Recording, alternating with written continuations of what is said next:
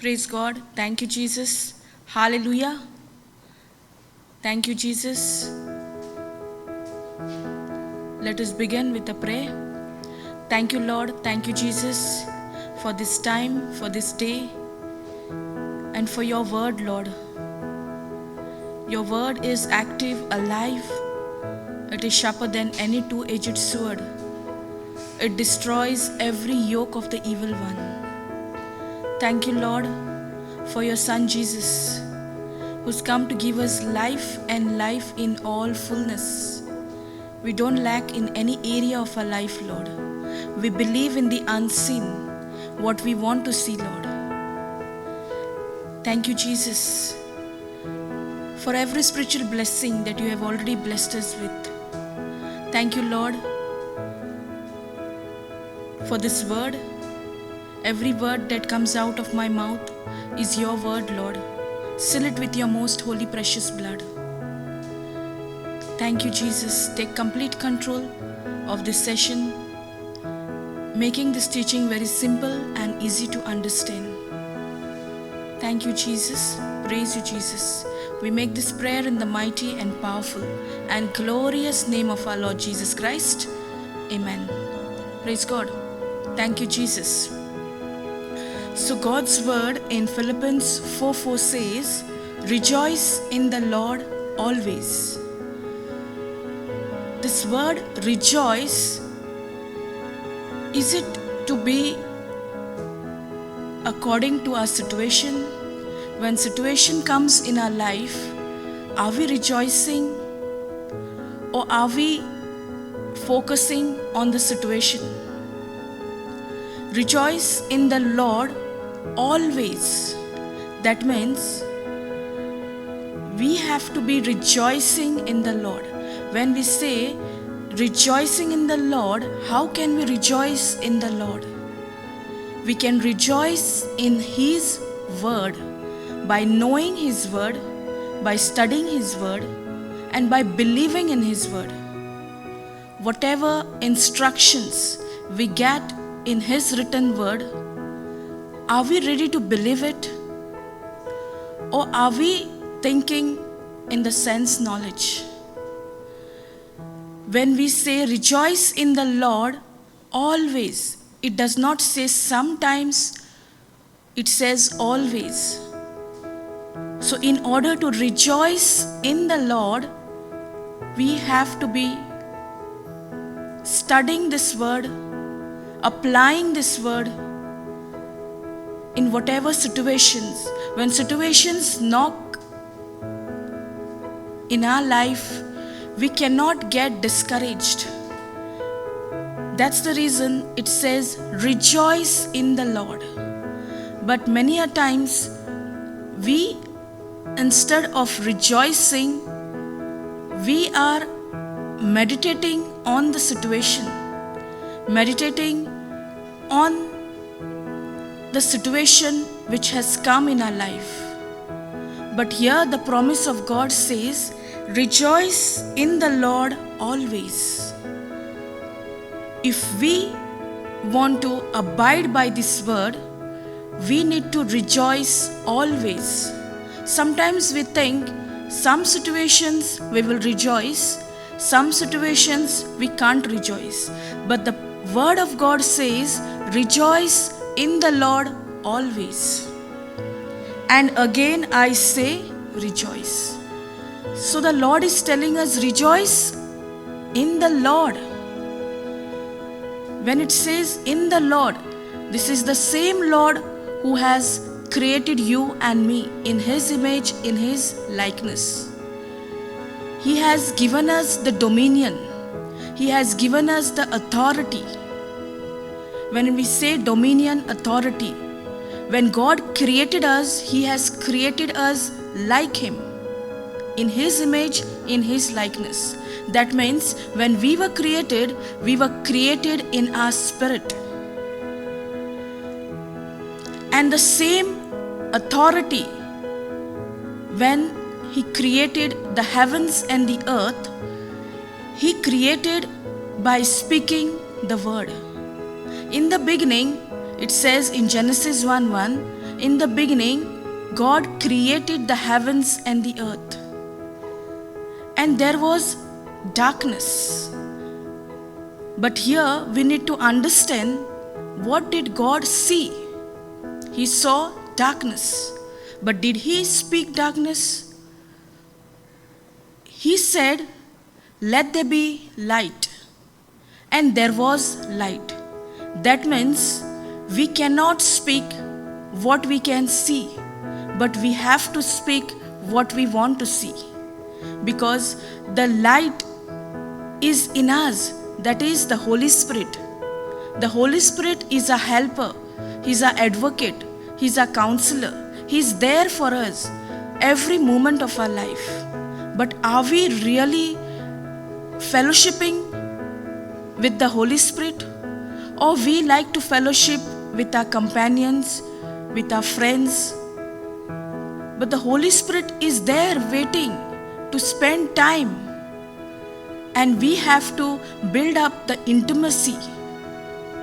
We have to spend time in knowing Him. And how we can know Him? Only through His written word. So in the beginning, God said, "Let there be light," and there was light. He did not speak anything about the darkness. He spoke about the light, which He wanted to see, which He could not see.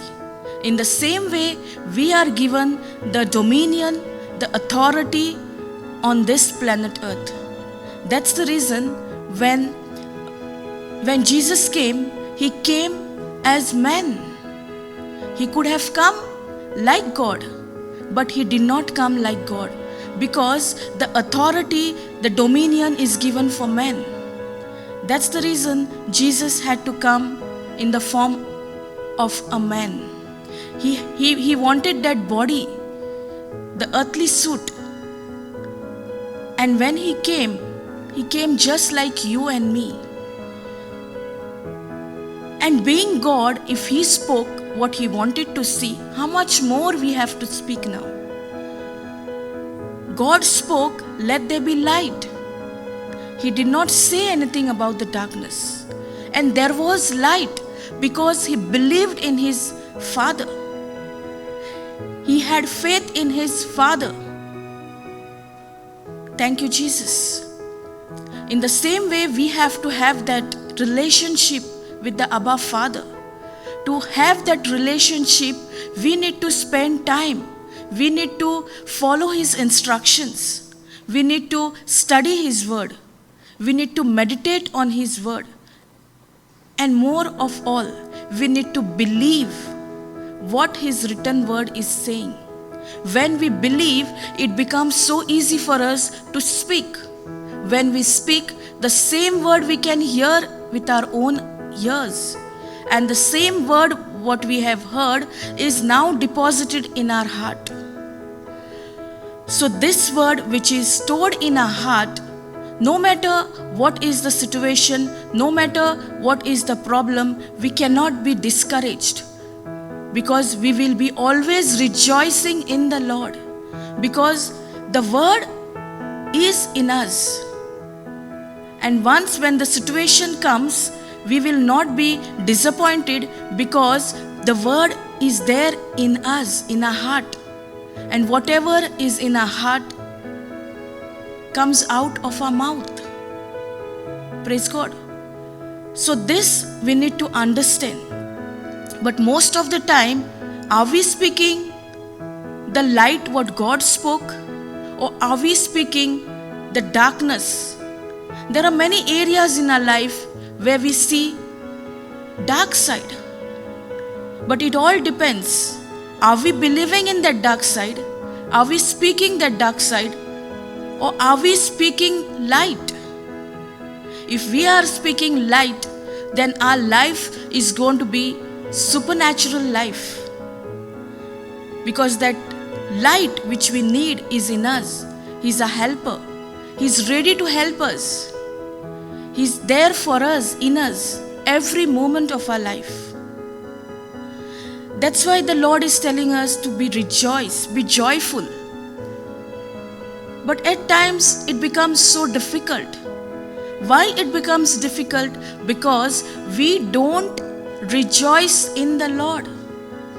The Lord who has created us, the Lord who has said He will never leave us, never forsake us. This same Lord knew us before the foundation of this world. If He knew us before we could be formed in our mother's womb, can this God just give up on us? No. But at times we think that God has left us. We think that we are all alone, but we forget to recognize the one who is in us is greater than the one who is in this world. The Holy Spirit is in us. He's always there for us. He's waiting for us. Even when we study the written word of God, at times we cannot understand the first time we read. But as you ask the Holy Spirit will give you the right understanding. The Holy Spirit will give you the revelation. So we need to depend on Him every moment of our life. But we depend on our own self. That's why we cannot see the manifestation. God has already blessed us with every spiritual blessing. We know this, that God has blessed us. But are we experiencing the blessings in our life? It's because we believe in the sin things. We believe in the facts. That's the reason it becomes so difficult for us to believe what the promise of God says. In Ephesians 1:3 it says, God has blessed us with every spiritual blessing. So if God has blessed us, then where are the blessings? It is in our spirit. But if we want to see those blessings, experience those blessings in the physical, we have to speak this word, we have to hear this word, we have to believe in this word.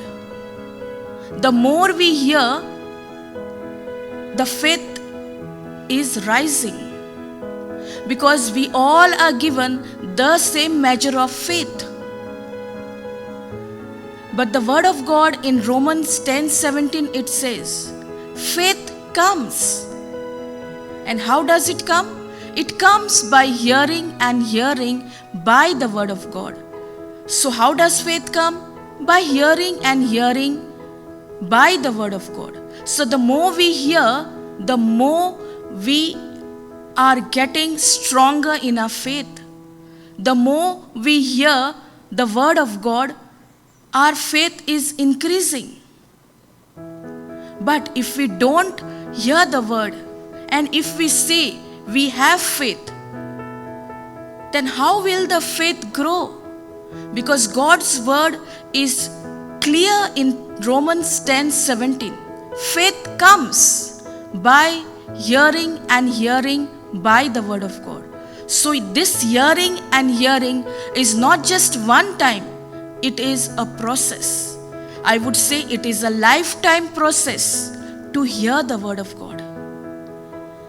That does not mean we can only be the hearers.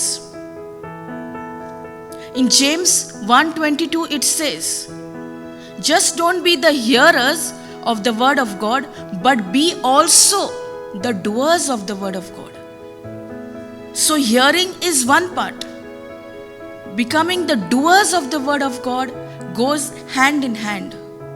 So if we are just hearing and not abiding by the word, then we are going wrong somewhere.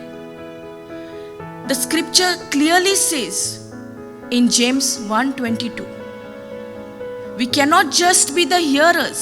When we be the hearers, it does not benefit for us.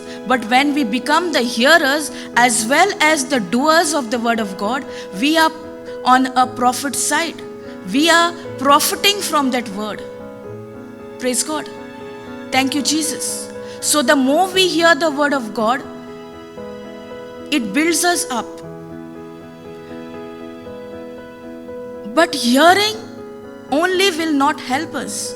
Hearing and abiding by the word, or being a doers of the word, that is going to bring a new lifestyle in our life. Praise God. Many a times when we go through difficult situations in our life, when persecutions come against us, we are lost. Why we are lost? Because our focus is on us. We think that whatever is come against us, it is coming on me. My focus is shifting from the situation to myself. Praise God. But whatever persecution comes, we have to stand firm on the written word of God. In Matthew 5:10 it says, let's go to Matthew 5:10. Matthew 5:10 it says, blessed are they which are persecuted for righteousness' sake.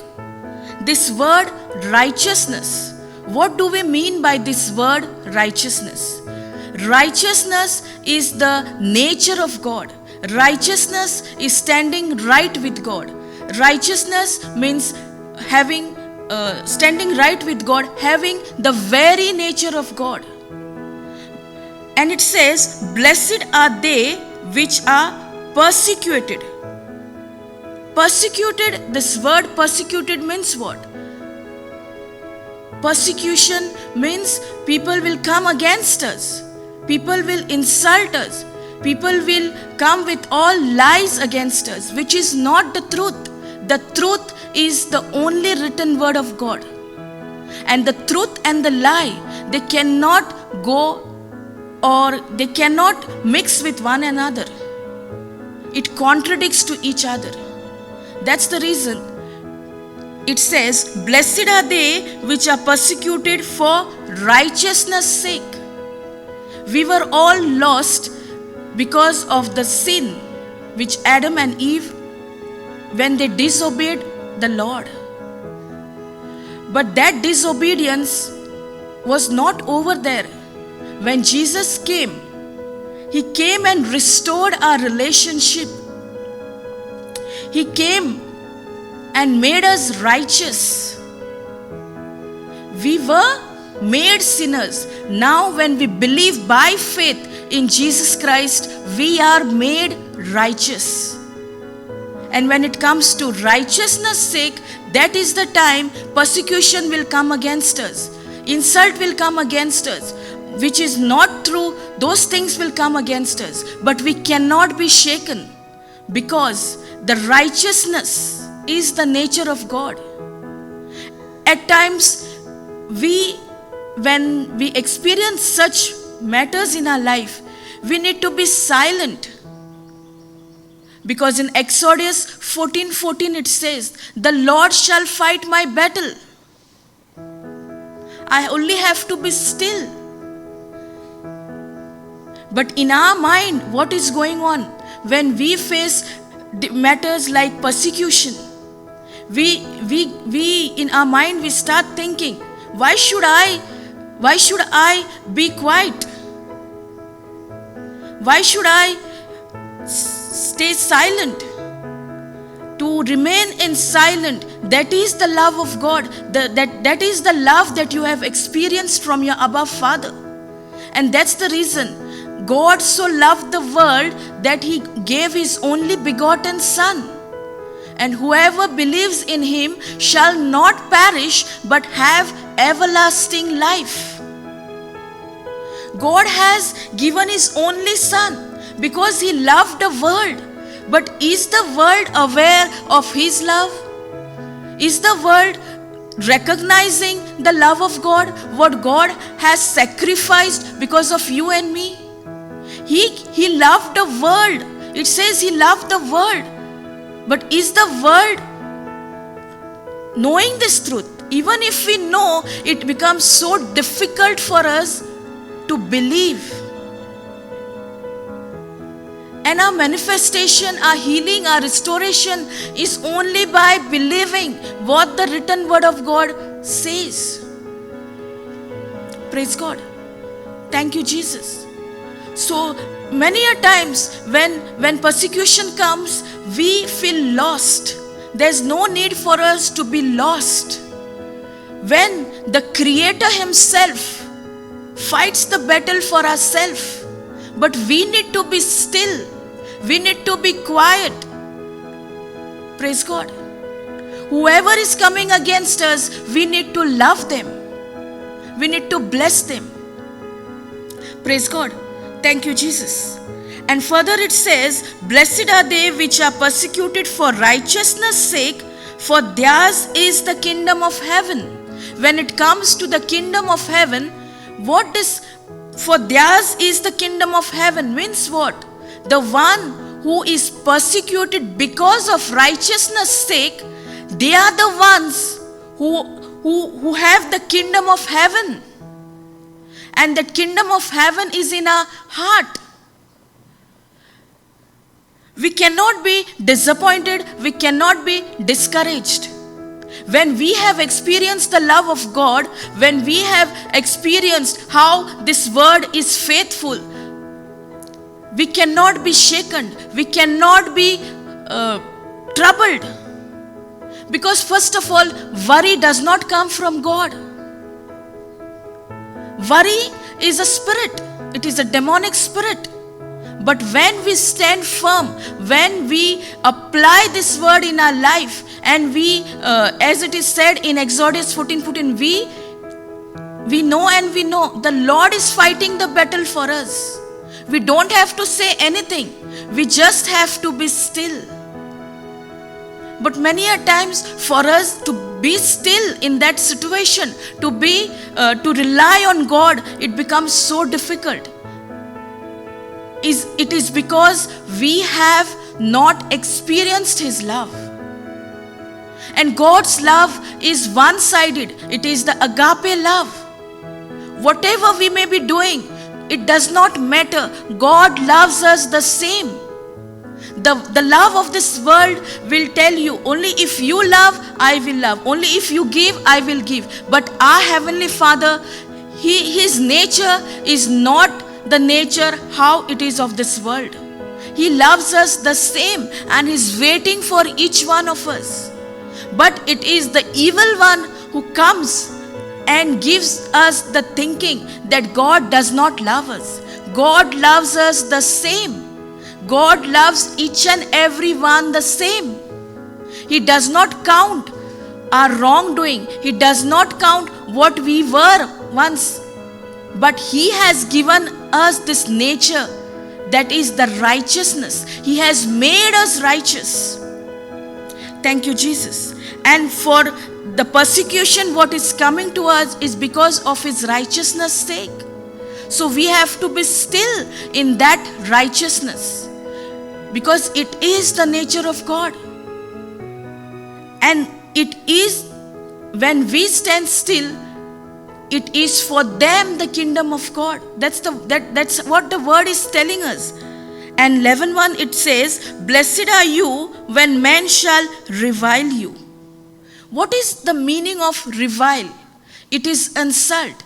Many a times we have experienced in our life insult. People come and just insult us. Does it mean that we have to insult them back? The written word of God is saying, blessed are you. When it says, blessed are you, the word blessed, it means what? It means in Luke, it says, blessed are the ones who hear the word and abide by His word. Praise God. So are we really blessed when we say that we are blessed with every spiritual blessings? Then how we should be? We should be, if we are really blessed, whatever blessings we have, God has blessed us, we have to not just be the hearers, but we have to be abided by it. When persecution comes, are we really abiding by that word? Or is it bringing all things of this world? Are we treating the people the same way how they are treating us? Or we have that unique nature of God, that is the righteousness? Praise God. Thank you, Jesus. And it says, and persecute you, and shall say all manner of evil against you falsely for my sake. So when they say anything falsely against you, it is because of whom? It is because of the Lord. It is because of Jesus. And we have to stand firm. And when we are made righteous, and when we want to continue this journey in righteousness, the evil one will use people to speak false about us, which is not true. The only truth is the written word of God.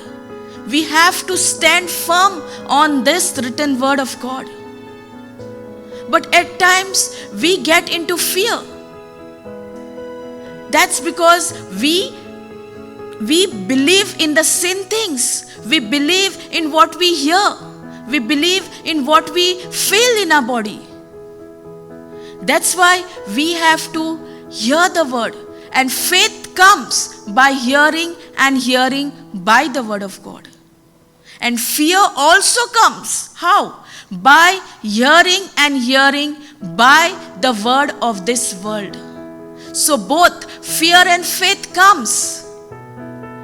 But it depends on us. What are we ready to choose? Is it faith or is it fear? But when God created you and me, He has created us. He has not created us with the spirit of fear, but of power, love, and of sound mind. God has not given us the spirit of fear. If God has not given us the spirit of fear, from where did this fear come? It is from this world. So it is so important in what we hear. Are we hearing the word of this world, or are we hearing the word of God? These are the two different things. If we are hearing the word of God, what will come? There will always be faith. If we are hearing the word of this world, there is going to be fear, destruction. So it all depends on us. What are we choosing? Are we choosing faith, or are we choosing to be in fear? But one thing is for sure. God has not given us the spirit of fear, but of power, love, and of sound mind. So the spirit of fear is not given by God.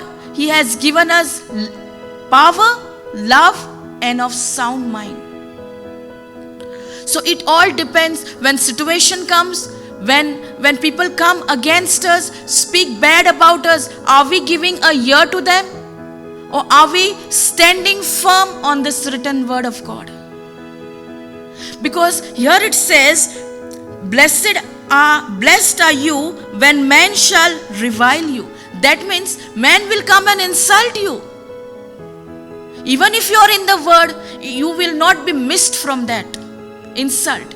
But does it mean that we also have to give insult for insult? No. In 1 Peter 3:9 it says, let's go there.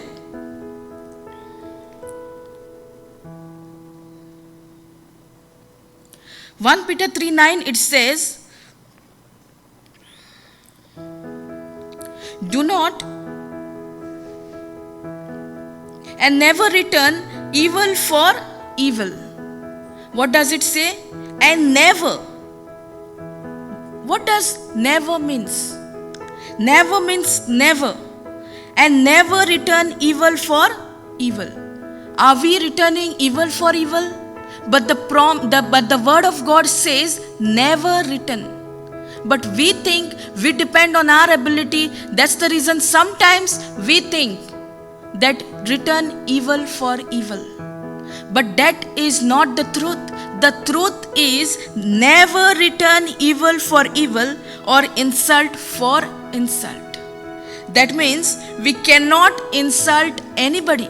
Whatever insult is coming against us, that does not mean we need to insult them or give them back.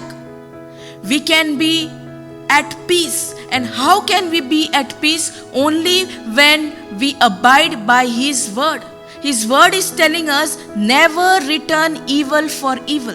If we are not returning evil for evil, that means we are really abiding by the word and we are the doers of the word of God. Praise God. Thank you, Jesus. Never return evil for evil or insult for insult, but on the contrary, give a blessing. Is it easy to give a blessing to the one who is coming against us, who is insulting us, who is falsely speaking about us or blaming us? No, in the natural, it is not possible. But when we depend on the Holy Spirit, when we abide by His word, that is the time we can do this. On our own ability, we cannot do it. But when we depend on the nature of God, it is very easy. Praise God. Thank you, Jesus. But on the contrary, give a blessing. Blessing. Now, what do we understand by the word blessing? In Ephesians 1:3, it says, we are blessed. God has blessed us with every spiritual blessing in the heavenly realm. Can we see those blessings? No. But blessings are there in our spirit. And this word blessing, but on the contrary, give a blessing. Blessing means to have God kind of result. If we really want to have God kind of result, can we give evil for evil? Can we give insult for insult? No. That's exactly the written word of God telling us. It is saying never, means never. Never return evil for evil. When are we going to return evil with evil? When we don't know this word. Sometimes we know the word, but it becomes so difficult for us. That's because we don't believe in that word. But when we do things depending on our ability, we are at lost. Because it says, but on the contrary, give a blessing. For you have been called for this very purpose. So it is God's purpose for us to be a blessing. To whom? Who is blessing us? Or who is coming against us? The one who is insulting us? The one who does not insult us? It is easy to bless that person. It is easy for the one who is always good to you.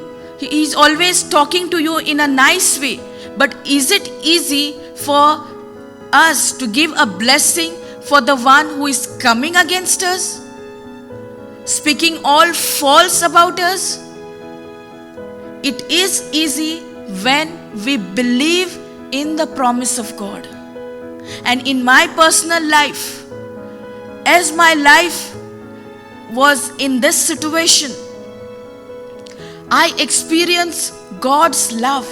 And at the right time, I got this written word of God, that is 1 Peter 3:9. It was not easy. But this word gave me the strength, the courage to stand firm on this written word of God. And when I understood that's what God has called us to do. So are we really waiting what God is calling us? Are we really want to fulfill all the purpose what God has for us in His life? or we depend on our ability. We think it is not right. I cannot be a blessing in someone's life. But the written word of God says, be a blessing. To be a blessing also, it is for our own good. Praise God. For you have been called for this very purpose, that you might inherit a blessing. Once when we don't bless others who are coming against us or persecuting us, are we inheriting a blessing, what God has for us? Or are we ourselves putting a block there? It is our own self, because my focus is on me. That person has said to me.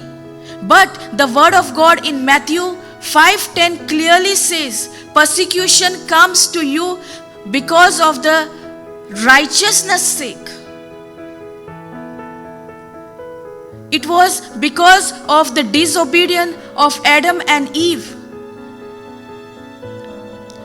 When they disobeyed, the sin entered us. We were made of the sin nature. But when Jesus came, He came and made us righteous. So this persecution what is coming will always be because of righteousness' sake, because of God's nature. So we cannot be depending on our own ability. We have to be firm on the written word of God. That's the reason when we be a blessing in someone else's life. Who's that someone else? Those who have tried to come against us? The one who has spoken bad things about us? Yes, we need to bless that person, because that is a calling from God to be a blessing in that person's life. And when we do that, we are inheriting a blessing for our own self. Praise God. Thank you, Jesus. Hallelujah. So we need to keep in mind that whatever is the situation in our life, we cannot depend on our ability. We have to depend on God. That means we have to depend on His word. And once when we depend on His word, our life is never going to be the same. We need to make a decision to choose how we want our life to be. Whether we want our life to be natural or supernatural. If supernatural, then we need to be focused not on the things sin, but on the written word of God, which is the only written evidence. We don't have any physical evidence of this word, but it is only written. We need to believe in what we want to see. We have to believe in the unseen. And that is going to help us to have a beautiful life for each one of us. This is the way how it goes when we depend on the written word of God, because the written word of God is active and alive. So it does not matter who's coming against us, who's speaking bad about us. We only have to be firm on what the word of God is saying. And our life is going to be beautiful when we become a blessing in someone else's life. In Luke 6:38 it says, "Give and it shall be given unto you." But if you don't give a blessing here, you don't inherit a blessing. That is the system of God. Many a times I used to think giving is only giving help, giving money, but no, it is giving love, giving this word to others, what we have learned. The more you give, it is given unto you.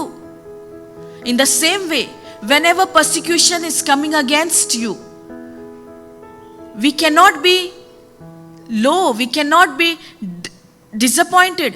We have to be bold enough on the written word of God, because when we bless that person, we inherit a blessing from God. But when we don't bless, we are putting a block to inherit our own blessing. Praise God. Thank you, Jesus. So this, what we have, the Holy Spirit have taught us, I'm sure it has helped you all, and the Lord is looking at your heart condition. He's always looking to anyone, for us is our heart condition. He's always ready, but are we ready to accept Him as the Lord, God and Savior of our life? We have to be so confident of this word that it is always faithful. Praise God. Thank you, Jesus. Hallelujah. So we end here and we will say a thanksgiving prayer, praising and thanking the Lord for what He has done in our life. Because of this word, we are alive today.